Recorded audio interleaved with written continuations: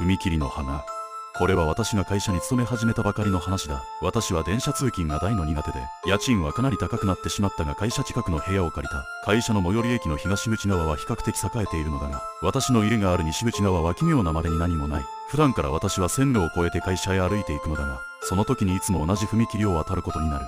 いつものように踏切を渡ろうとしたその時、警報音が鳴り始めたため足早に通り過ぎた。しかし後ろで叫び声が聞こえる。どうやら他の女性のヒールが線路に挟まってしまったらしい。私は怖くて全く動くことができなかった。